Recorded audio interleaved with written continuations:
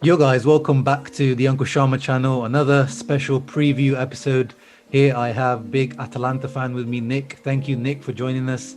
Why don't you introduce yourself to the audience? Thank you, Rahul. Yeah, like you said, I'm Nick, big Atalanta supporter.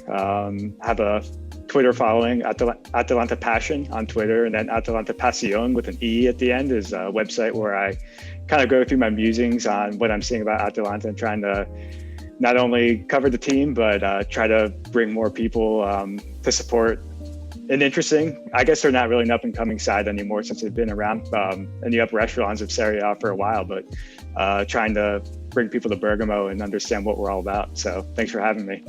No, thank you for coming on, man. Yeah, definitely. I would still class you as an up and coming team, but yeah, you're the that air of, those excuses that, used to have before is kind of wearing out now.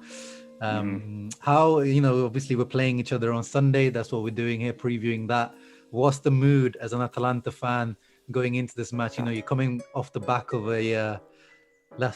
how shall we call it? A smashing 5-0. A laughable game. Yeah, Yeah. Absolutely. And in general, your form has been a bit up and down this season.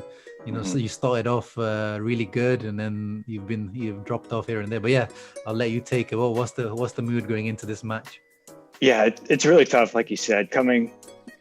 Obviously going in, you don't really expect to beat Liverpool, but you want to go in and not get demolished 5-0. Everyone always complains about our defense at the back, and we get exposed more in Champions League. Just with the speed of the league and the technique, just sometimes it's better than some of the opponents you'll see mid-table of Serie A, and that's what happened this time around. And then even in league, it's kind of been up and down. Even though we won last week against Crotone, after the second half, it was tough. We really battled, and it's almost like as we were, playing to hold the lead, whereas before, a lot of times we'll just keep attacking and trying to get as many goals as we can. But it seemed like we just tried to keep the 2-1 lead and go home with 3 points, and instead of playing our normal style and attacking style of football. But yeah, so I think going in, this is, we're early in the season. I don't really want to take or have too much influence or credence go into one specific game, but it really does feel like an important game, not just for us, but for you guys too, since kind of both our forms has been up and down recently. So getting back on the right foot, especially we don't have Champions League for a while. We'll get some time to rest, so we can really go all out this time and then be able to rest for a couple of weeks before the next slew of games comes through. So overall, I feel okay right now, but at the end of the day, I think it's just kind of surviving right now until we can get through to the middle of November after international break. Yeah, I mean, you're still one of my favorite teams, Atalanta, to watch. Even though a lot of Inter fans don't like Gasperini, I don't think he likes. Yeah. he never misses a chance to fire shots at Inter. But I can't deny the football you guys play, the style.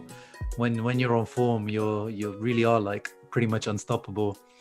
But as you said, your form's been up and down. But I remember last year you got beat in the Champions League, and I think Gasperini mentioned it after you got beat by Man City. I can't remember what the scoreline, but it was quite a heavy scoreline. 5-1. Yeah, 5-1. I remember. Yeah, a little better than the Liverpool game, but yeah, pretty bad. So. So he said after that game, it was like that was the turning point for your season, because you kind of everything switched after that match. I guess it forces Gasperini to change some things and tweak some things when you lose so badly. So maybe it could be a blessing in disguise for you guys and a bit of a curse for us that you're coming off the back of such a heavy defeat, because it forces Gasperini to make some changes. And what do you think those changes are going to be? Is it going to be formation changes, tactical, or personnel changes? It'll be interesting because he mentioned post match that he was actually gonna. He didn't say what the tweaks were going to be, but he actually had that in mind. And he's classic for going 3 at the back, 2 wing backs, and then double pivot midfield, and then up front he'll kind of mix it up with maybe 2 attacking mids and a lone striker, or 2 strikers and 1 attacking mid. But I was thinking about it, and really, what's he going to do differently? And if anything, getting torched at the back like we did our center backs aren't really the fastest. Palomino's probably the fastest that we have, and he still isn't fast, and his positioning can be so bad sometimes that his pace can't even make up for it. So if anything, I'm thinking that he might just want to, I don't want to see be more defensive, but at least not push everyone as high up the field. Toloi and Gym City especially really like to get up far, and you'll see them right at the 18-yard box frequently. And then boom, a counterattack happens. Somebody falls and trips and gives the ball away, and then it's, you know, a one-on-one, two-on-two situation that we have to try to cover. And Sportiello is not as good as Golini in one-on-one situations, and that makes us suffer sometimes. So if anything, I think conservatism at the back, maybe not pushing the wider center backs up as far as much, just to kind of have some extra defensive provisions at the back might help. And it also cover, I think, for Mojica as well. With Gosens out, he still hasn't he's not Gosens to begin with, and I don't think he ever will be. And he hasn't meshed with the side yet. So I think being able to have some cover for him as well as he understands the offense and his defensive responsibilities more will help out. Yeah, so you had a lot of additions over the summer. Obviously, we talked just before we came on. We talked about Castagna, who came over here to Leicester, where I live, and he's taken the league by storm. And you mentioned how you guys miss him. So are you saying kind of like the signings to replace Castagna, the Piccini, Mojica, they haven't really worked out, have they, as of yet? They haven't. Yeah, unfortunately, they haven't panned out. Piccini's been hurt ever since he got over, so he hasn't even seen any action. Okay. And then we got De Pauli, I forget his first name off the top of my head, on loan from Sampdoria. He started twice, has looked not great in both games, but it could also be just a system thing as well, since he's barely been here a month. But at the same time, he's no Hans Hateboer. The drop off from Hateboer to De Pauli has been very evident both times he's come in the game. And then the same with Mojica. So, you know, while we've signed depth, it's been in weird spots because we didn't sign midfield depth. We signed wingback depth that hasn't really worked out yet. And it's almost like we put it all on attack. We got, you know, Miranchuk from the Russian league, from Lokomotiv Moscow, Sam Lammers from PSV. Like, okay, we already have a slew of attacking options with only 3 spots to fill. It's like, should we have used that, you know, that money we had somewhere else to fortify some other spots? We did get Romero, I should say that, and he's been pretty good for us. Yeah, here on I've got the who scored predicted lineups up, and your back three is supposed to be Toloi, Romero, Gym City. I'm surprised, apart from Romero, you guys didn't buy any centre backs. I would say that was the one main kind of, even last season, you know, it was a weakness of your team, and you haven't really addressed it. So is that really your preferred? What's the preferred starting 3 centre backs? Toloi, Romero, Gym City. I think, yeah, right now that's what I go with. I like Toloi in the middle. No, excuse me, I like Romero in the middle. Strange defender, just the way he gets on people and is almost reckless at times. He'll make really stupid decisions, like we saw in the Napoli game. He just absolutely whiffed on 2 headers that, you know, directly led to Napoli goals. But, you know, one-on-one situations, he's really good. And I think he just brings level of aggression and maybe some more no-nonsense style of center back play that we need sometimes. So those back 3 I really like. I like Gym City. I think he's really underrated. He's good in the air. He's calm. He doesn't try to do too much with the ball. Unlike Toloi, he'll try to make some of these unnecessary runs sometimes and catch himself out of position. So going forward, I think that's the best 3. I still want to see more depth. Sutalo that we got last year. Eventually, maybe he'll be the answer, or I don't know. We'll see. But right now, that's the best we got. And until Calpara comes back from injury, he might fit in somewhere, but he hasn't shown a whole lot in the game time he got last year. Yeah, he's very injury prone. But funnily enough, both teams play the exact same formation at the moment, the 3-4-1-2. Or I mean, you guys kind of vary it between the 3-4-2-1, as you said, but you guys play in a completely different way from Inter. It's one of those things that shows how formations really don't matter. It's more about, you know, how the players play and the concepts and buy into it. Exactly. Yeah. But as you said, your defense has not been that great. Neither has been ours. So this match, this upcoming match on Sunday, I'm expecting goals to be flying left, right, and center. Do you agree with me?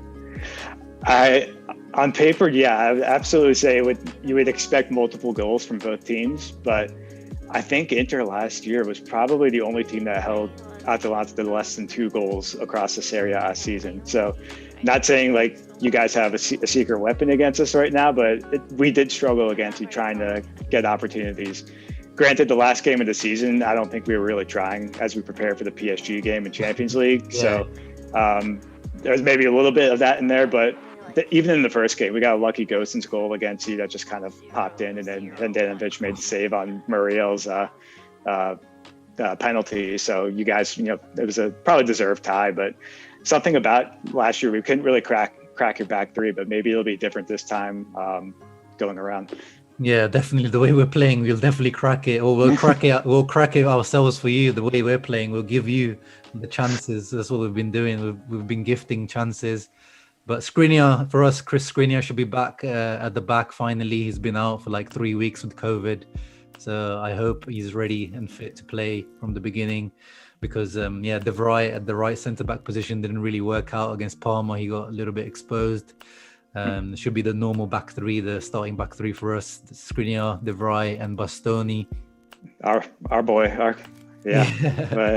Thank you very much. And Ashley Young should be starting, the guy who scored that amazing goal against you guys last time round. It was a nice curler. I'll give that to you. That was a good goal. But yeah, and then on the other side, Ashraf Hakimi should be taking advantage, hopefully, of the missing Gosens. So I don't know who's going to play on that side. Is it going to be Mojica or someone else?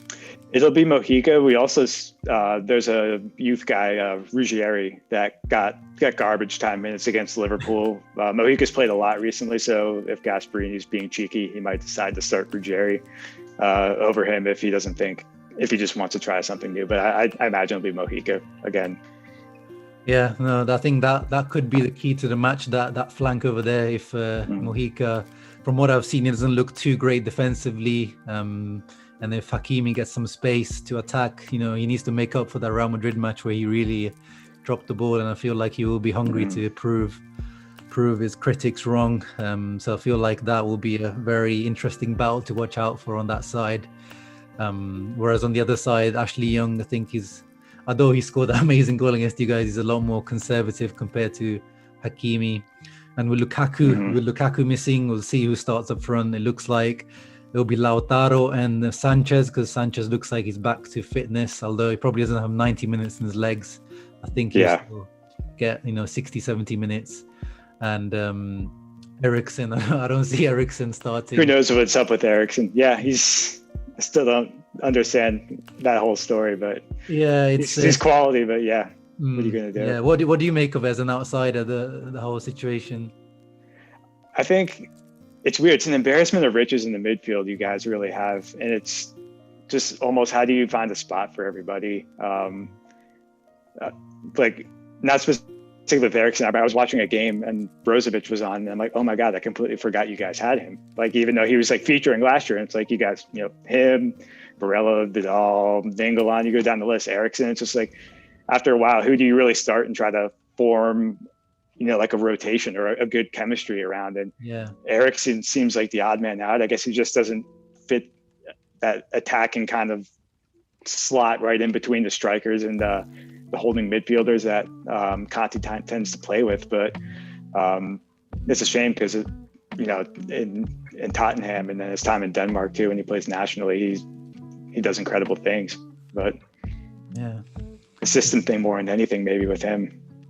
Yeah, it's just the style, I think. Yeah, it just seems like he's never adapted to what Conte wants, and Conte doesn't seem like he's adapted to what he needs. But moving on to another really talented player, is one of last year probably was my favorite player in the Serie A, Josip Ilicic. He's back, but he doesn't look like he's back on his usual form yet.